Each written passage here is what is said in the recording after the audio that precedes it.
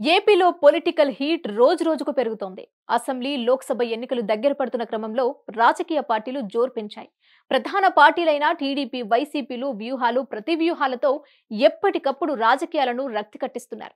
రాష్ట్రంలో దొంగ ఓట్లు ఉన్నాయని వైసీపీ, బీజేపీ, టీడీపీలు పోటాపోటీగా కేంద్ర ఎన్నికల సంఘానికి ఫిర్యాదు చేశాయి. ఈ అంశం ఒక్కసారిగా రాజకీయ ప్రాధాన్యత సంతరించుకుంది.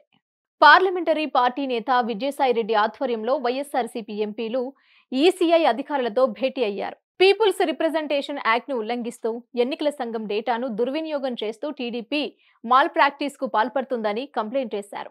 మై పార్టీ డాష్బోర్డ్ పేరిట ఆ పార్టీ వెబ్సైట్ కుట్రల్ని సెక్షన్ 123 పీపుల్స్ రిప్రజెంటేషన్ యాక్ట్ ను ఉల్లంఘిస్తున్న విషయానికి సంబంధించిన విషయాన్ని ఈసీఐకి దృష్టికి తీసుకెళ్లారు. అనంతరం విజయసాయిరెడ్డి మాట్లాడుతూ చంద్రబాబు హయాంలో జరిగిన దొంగ ఓట్ల మాల్ ప్రాక్టీస్ పై అనేక అంశాల్ని కమిషన్ తో సుదీర్ఘంగా చర్చించినట్లు చెప్పారు. ఏపీలో అధికారంలో ఉన్న వైఎస్ఆర్సీపీ ఎంపీలే ఈసీఐకి కంప్లైంట్ చేయడం దురదృష్టకరమని టీడీపీ ఎంపీ కనకమేడల రవీంద్ర కుమార్ విమర్శించారు. 10 లక్షల దొంగ ఓట్లు ఉన్నాయని తామిచ్చిన ఫిర్యాదుపై రాష్ట్ర ఎన్నికల సంఘం నుంచి స్పందన లేదన్నారు. అందుకే ఈ అంశాన్ని కేంద్ర ఎన్నికల సంఘానికి ఫిర్యాదు చేసినట్లు చెప్పారు. ఈ నెల 22న రాష్ట్రానికి వస్తామని ఈసీఐ ఉన్నతాధికారులు చెప్పారన్నారు. ఏపీలో దొంగ ఓట్లపై కేంద్ర ఎన్నికల సంఘానికి ఆధారాలు సమర్పించినట్లు ఆ రాష్ట్ర బీజేపీ అధ్యక్షురాలు పురంధేశ్వరి తెలిపారు.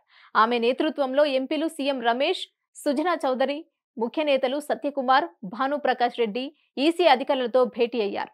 తర్వాత పురంధేశ్వరి మాట్లాడుతూ ఏపీ ఓటర్ల లిస్టులో గందరగోళం నెలకొందన్నారు.